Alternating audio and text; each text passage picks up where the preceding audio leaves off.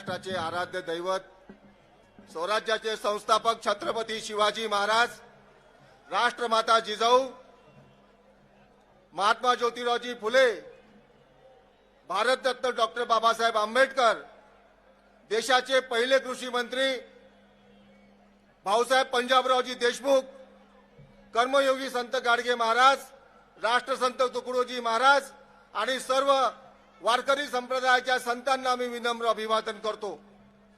आजच्या या कार्यक्रमाचे अध्यक्ष आणि आपल्या सर्वांचे मार्गदर्शक आणि बहुजन हृदय सम्राट आदरणीय बाळासाहेब आंबेडकर, वंचित बहुजन आघाडीच्या प्रदेशाध्यक्ष आदरणीय रेखाताई ठाकूर, युवा आघाडीचे प्रदेशाध्यक्ष आदरणीय निलेश भाऊ आणि संपूर्ण माननीय विचार मंच, इथे उपस्थित सर्व माझे इथे मोठ्या विराट सभेला उपस्थित युवक, महिला आणि सगळ्या भाऊ भगिनींनो, मला बाळासाहेब आंबेडकरांनी नागपूरमध्ये बोलताना सांगितलं की आपल्याला अमरावतीमध्ये सभा घ्यायची आहे। मित्रांनो, मी खरं सांगतो तुम्हाला की तेव्हा मी साशंक होतो आणि मी घाबरलोही होतो। मी स्वतः बाळासाहेबांना विनंती केली की बाळासाहेब, अमरावतीची सभा थोडी उशिरा घ्या, अमरावतीमध्ये अजून काम बाकी आहे। मला माननीय बाळासाहेब आंबेडकरांनी सांगितलं की तुला अजून समजत नाही, तुझं आकलन कमी पडते, लोक माझी वाट पाहत आहे, तू अमरावतीत जा।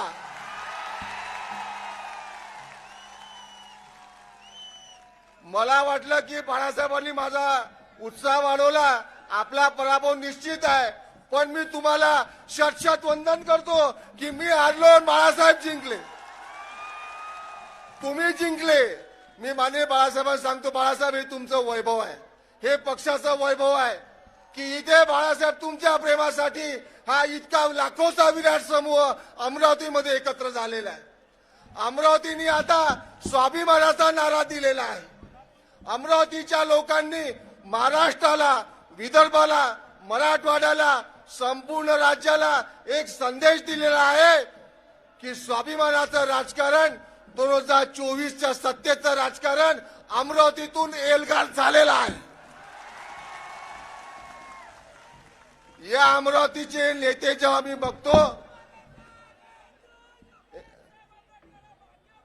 मित्रा एक मिनिट थांब ना, या अमरावतीच्या सभेचं विशेषता सांगतो।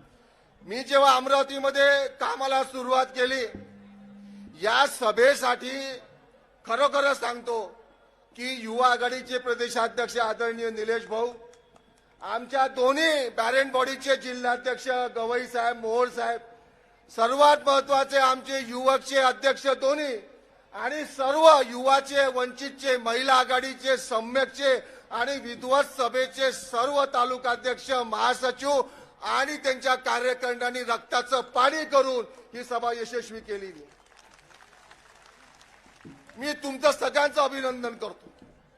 अमरावतीमध्ये आल्यानंतर मला एक दिसलं, हे अमरावती भयंकर तालेवार आहे। इथल्या राजकारणी लोकांचे, आमदार लोकांचे मी वक्तव्य पाहतो, अरे काय बोलतात, काय वागतात, अशी मस्ती, असा अहंकार मी आयुष्यात पाहिला नाही। हा मस्ती आणि अहंकार आला कुठून? हा मस्ती आणि अहंकार आला कुठून? मित्र, यासाठी तुम्ही आम्ही जबाबदार आहे। इथला वंचित, शोषित जो घटक आहे, तो घटक आजपर्यंत यांच्या दावणीच्या मागे मागे जात गेला, कारण की आम्हाला स्वाभिमानी नेतृत्व आम्हाला समजलं नाही। अरे ज्या विचारधारेने आम्हाला माणूस म्हणून सुद्धा म्हटलं नाही, ज्या विचारधारेने आम्हाला जनावरांपेक्षा खालची वागणूक दिली, त्या भाजप आणि संघाच्या विचारधारेत ते रामदास आठवले जाऊन मंत्री झाले। अरे नालायक माणूस आहे तो, एक नंबरचा। तो आमचा नेता कसा होऊ शकतो मला सांगा? रामदास आठवले जो संघाच्या खाली जाऊन बसलेला आहे, तो आमचा नेता कसा होऊ शकतो मला सांगा? अरे ज्या जोगेंद्र कवाडेंनी राष्ट्रवादी काँग्रेसच्या आणि काँग्रेसचे पाय चाटू चाटू जीभ जिजवली, तो आमचा नेता कसा होऊ शकतो मला सांगा?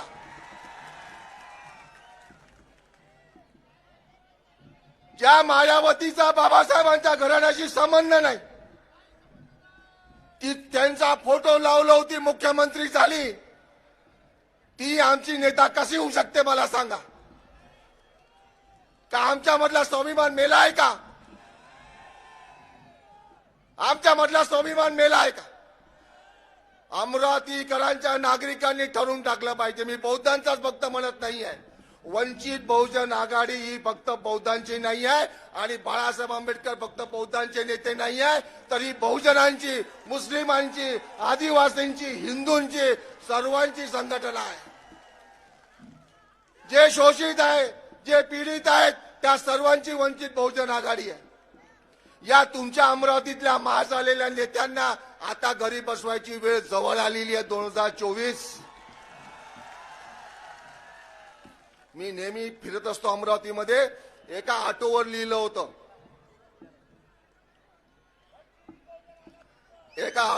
होतं, भीमा तुझ्या जन्मामुळे. पुढे काय?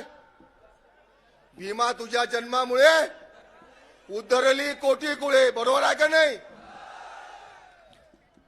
बहुजनांचे, मागासवर्गीयांचे, आदिवासींचे, खरोखर स्त्रियांचे कोट्यावधी कुळं बाबासाहेबांनी उद्धारलेली, याच्याबद्दल शंका नाही आहे. ज्या माणसांनी आमचे कोट्यावधी कुळं उद्धरली, त्या बाबासाहेब आंबेडकरांच्या तिसऱ्या पिढीला आम्ही का बरं स्वीकारत नाही? या अमरावती जिल्ह्यामध्ये मला मायावती दिसते, आठवले दिसते, कवाडे दिसते. हे काय लावलंय? आजची सभा तुम्ही त्यांना उत्तर दिले आहे. याच्या पुढे अमरावतीमध्ये फक्त बाळासाहेब आंबेडकर राहतील. यानंतर अमरावतीमध्ये कुठलाच नेता शिल्लक ठेवायचा नाही. फक्त बाळासाहेब आंबेडकर या अमरावतीमध्ये राहतील. त्याचा तुम्ही आज एल्गार केलेला आहे. महाराष्ट्रामध्ये सगळ्यात जास्ती आत्महत्या केलेल्या जिल्ह्यामधून एक यवतमाळ सगळ्यात जास्ती आत्महत्या केलेला जिल्हा आहे. त्याच्यानंतरचा दुसरा क्रमांक अमरावतीचा लागतो. या महाराष्ट्रामध्ये सगळ्यात शोषित असेल, सगळ्यात पीडित असेल तर तो या शेतकरी वर्ग आहे. या देशामध्ये सर्व महागाई वाढते आहे, पण शेतमालाचे भाव वाढत नाही. सोयाबीन आजही 10 वर्षापूर्वीच्या किमतीत मिळत आहे. ते धान असेल, तो संत्रा असेल, तो कापूस असेल, शेतकऱ्यांचा मालचा भाव कोणी वाढवत नाही, बाकी सगळे वाढवत आहे. या जिल्ह्यातल्या, या प्रदेशातल्या शेतकऱ्यांनी वंचित बहुजन आघाडी कायम शेतकऱ्यांच्या मुद्दे घेऊन पुढे जाते आहे.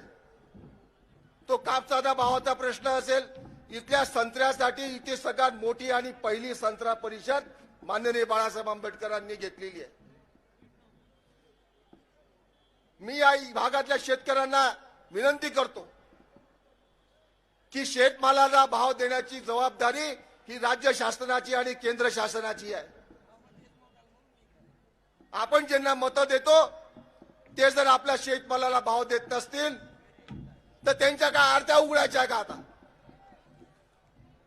राजकारणी माणूस, आमदार माणूस, खासदार माणूस जनतेचा नौकर असतो. तो आपला मालक होऊ शकत नाही. मालक मतदार आहे, मालक जनता आहे.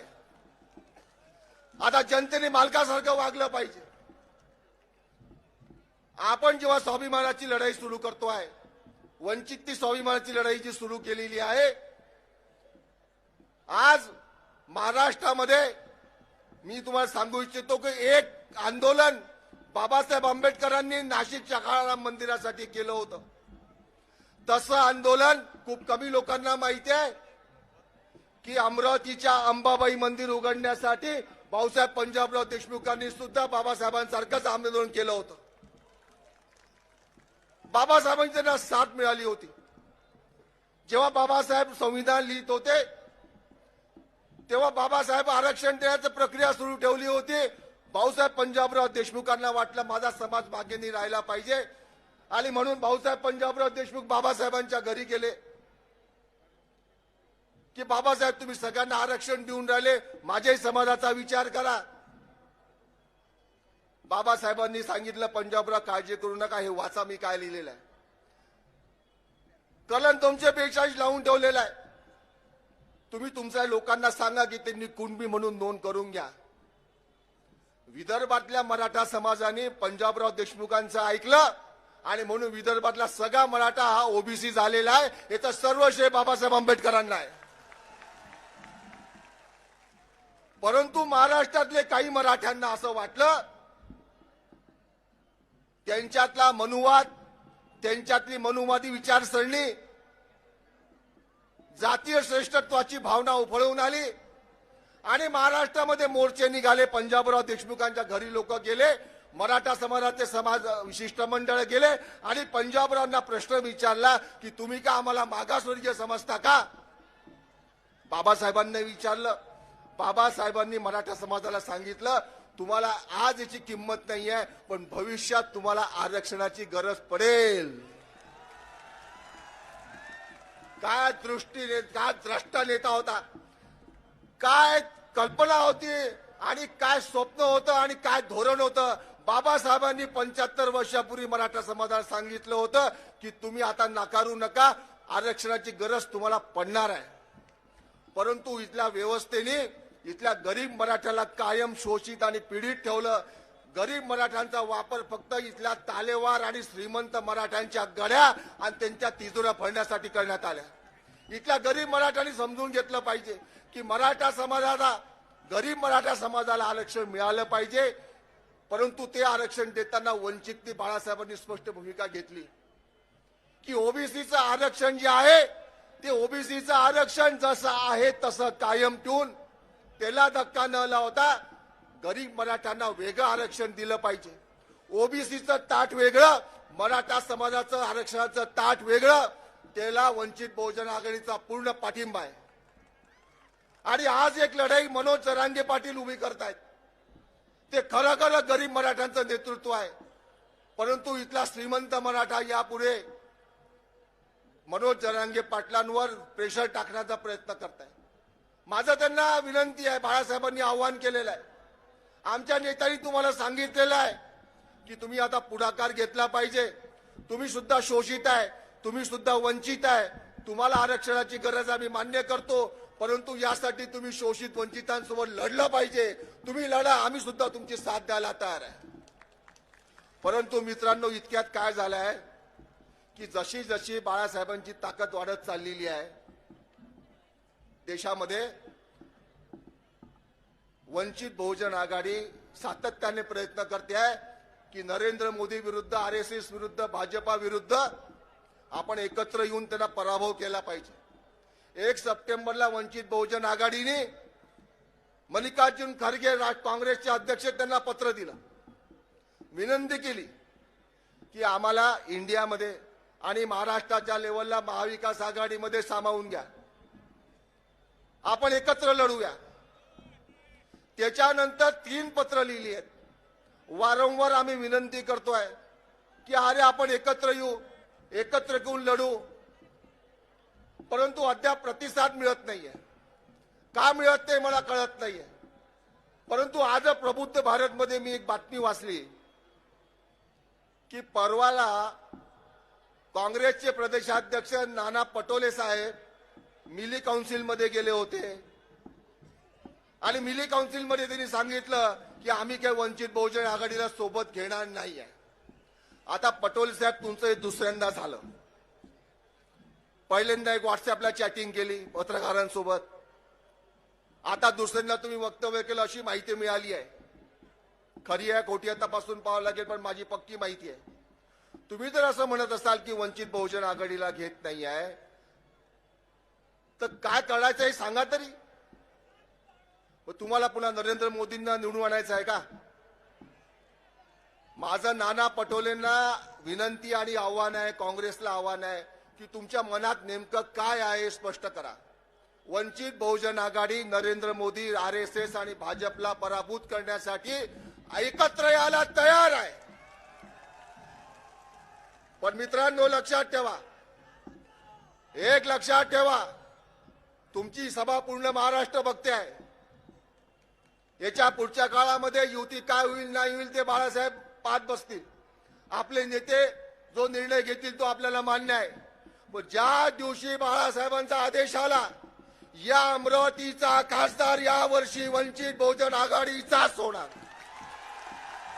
बाळासाहेब सांगतील ते धोरण आणि बांधतील ते तोरण ही आमची भूमिका राहणार आहे. आणि म्हणून याच्या पुढच्या काळामध्ये अमरावती लोकसभा असेल, अमरावतीच्या सर्व विधानसभा असतील, हे जितके माजालेले नेते आहेत यंदा घरी बसून हे सगळे आमदार यापुढे वंचित बहुजन आघाडीचे असतील. राहतील का नाही राहतील? राहतील का नाही राहतील? वंचित बहुजन आघाडीचा, वंचित बहुजन आघाडीचा बाळासाहेब आगे आगे बढो. जय भीम, जय शिवराय.